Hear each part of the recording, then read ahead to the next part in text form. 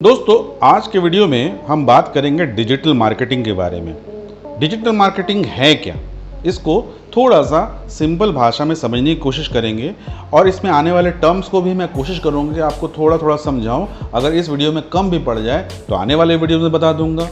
Basically digital marketing को कुछ इस तरह से समझिए कि जैसे राशन दुकान होते हैं, जैसे कपड़े की दुकान होती है मार्केट में, जैसे जूतों की दुकान होती है, जैसे गिफ्ट आइटम्स की दुकान होती है, उन दुकानों को हम कहते हैं फिजिकल मार्केट। फिजिकल मार्केट में होता है लोग मार्केट में जाते हैं, चीज़ों को देखते हैं, समझते हैं और ख़रीदते हैं। यहाँ पर क्या होता है कि अगर वो दुकान किसी एक मोहल्ले में है तो उसके कस्टमर जो है वो उसी के आसपास के ही होंगे, राइट।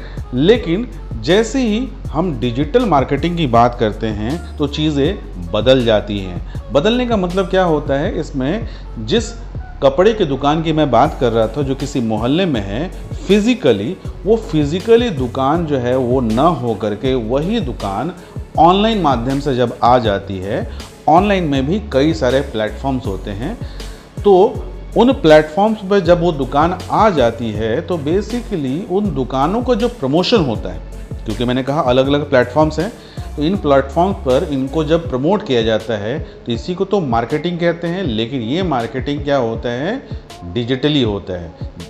जो कपड़े की दुकान, या चलिए एग्जांपल ले लीजिए, इंस्टीट्यूट आपने देखा होगा, जो इंस्टीट्यूट आपके आसपास में चलते हैं वो अक्सर पैम्पलेट बांटते हैं, बैनर लगाते हैं, पोस्टर लगाते हैं।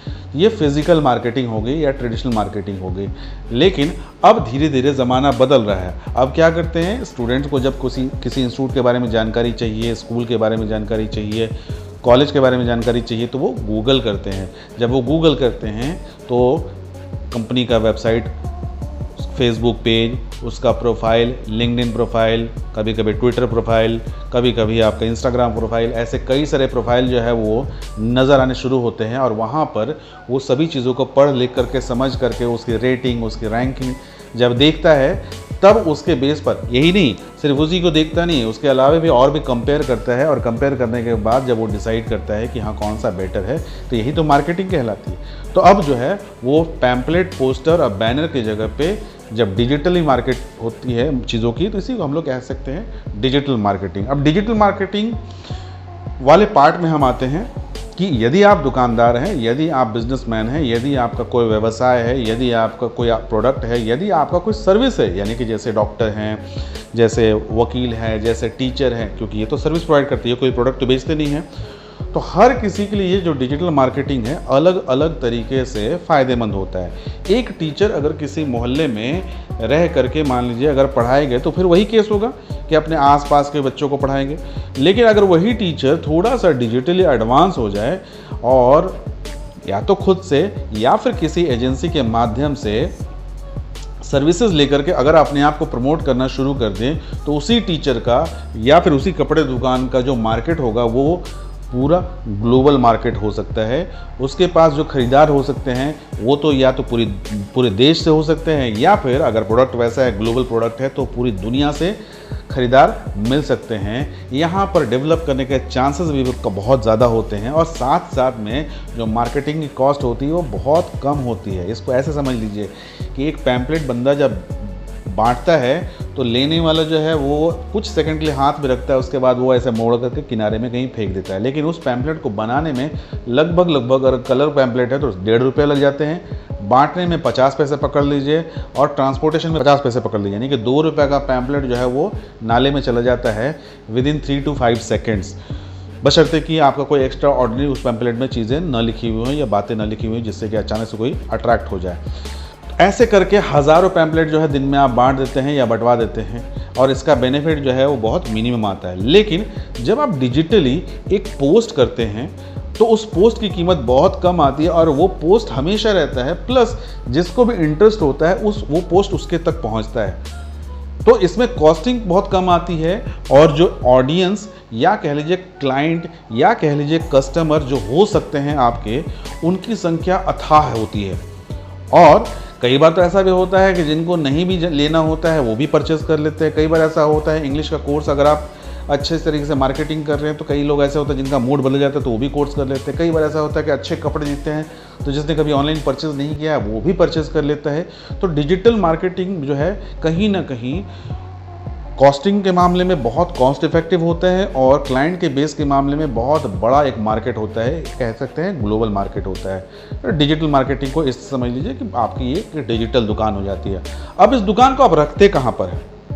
कई बार लोग घबराते हैं शुरुआती खर्चे से, जैसे अगर बड़ी कंपनी है, कॉरपोरेट है या फिर बड़ा इन्वेस्टमेंट वाली कंपनी है या फिर दुकान है तो वेबसाइट बनवाते हैं, ई कॉमर्स वेबसाइट बनाते हैं। लेकिन जो छोटे छोटे दुकानदार होते हैं, छोटी छोटी कंपनियां होती हैं, छोटे छोटे सर्विस देने वाले लोग होते हैं, जैसे गिफ्ट वाले लोग होते हैं, जैसे मैंने कहा शूज़ वाले लोग होते हैं, जैसे मान लीजिए इंटरनेट ब्रॉडबैंड देने वाले लोग होते हैं, या जैसे मोबाइल के शॉप वाले लोग होते हैं, ये लोग क्या करते हैं फेसबुक और इंस्टाग्राम का ज़्यादा इस्तेमाल करते हैं, जिसको सोशल मीडिया मार्केटिंग भी कहते हैं, SMM कह सकते हैं, और उसी का एक पार्ट होता है SMO। तो लोग जो है अगर सस्ता करना चाहते हैं तो सोशल मीडिया मार्केटिंग करते हैं या करवाते हैं, और जो लॉन्ग टर्म के लिए ज़्यादा मुनाफा देखते हैं, ज़्यादा लोग तक पहुंचना चाहते हैं, वो अक्सर सर्च इंजन ऑप्टिमाइजेशन SEO यानी कि पहले वेबसाइट बनवाएंगे, फिर उस वेबसाइट की रैंकिंग डलवाएंगे, गूगल में रैंक आएगा। एक लंबा प्रोसेस होता है 3 महीने 4 महीने का, लेकिन जब वो प्रोसेस सक्सेसफुल होता है तो उसमें आपको जेन्युइन कस्टमर्स मिलते हैं, क्लाइंट मिलते हैं और अल्टीमेटली आपको लगातार फ़ायदा मिलता है। जैसे मोहल्ले के दुकान में, मोहल्ले में आपने अच्छा व्यवहार रखा तो मोहल्ले वाले अक्सर आपके पास में रेगुलर सामान लेके जाते हैं। वैसे ही इंटरनेट पे भी होता है कि आपकी सर्विसेज अच्छी हुई, प्रोडक्ट की क्वालिटी अच्छी हुई, आपका बिहेवियर अच्छा हुआ, आपका फीडबैक अच्छा हुआ, आपका रेफरेंस अच्छा हुआ, तो एक कस्टमर जो है वो बार बार लेता है और साथ में ही वो रेफ़र भी करता है। तो इस तरह के डिजिटल मार्केटिंग में बहुत बेनिफिट होते हैं। SEO और SMO इसके अलावा भी डिजिटल मार्केटिंग है, लेकिन मेनली इन्हीं 2 वर्ड्स को आप ज़्यादा सुनते होंगे। इनके बारे में भी मैं आपको बताऊंगा, लेकिन अगले वीडियो में। इस वीडियो में तो मैं आपको सिर्फ डिजिटल मार्केटिंग के बारे में बताना चाह रहा था।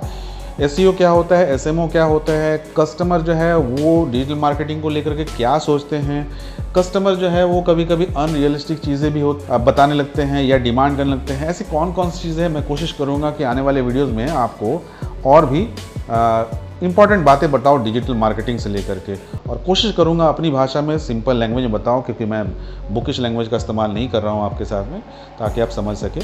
ताकि अगर आप कोई दुकानदार हैं या कोई आप कपड़े के व्यापारी हैं या फिर आप छोटा बड़ा कोई भी धंधा कर रहे हो तो मेरी बातों को आप समझ सकें और समझ करके अपने लिए आप इम्प्लीमेंट कर सकें। फिर भी अगर आपका कोई सवाल है तो नीचे कमेंट बॉक्स में पूछिए, मैं कोशिश करूँगा कि आपको उस सवाल का जवाब दे सकूं, या तो रिप्लाई में दे दूंगा, नहीं तो आपके लिए वीडियो बना दूंगा। इस वीडियो के लिए इतना ही। अगले वीडियो तक के लिए नमस्कार।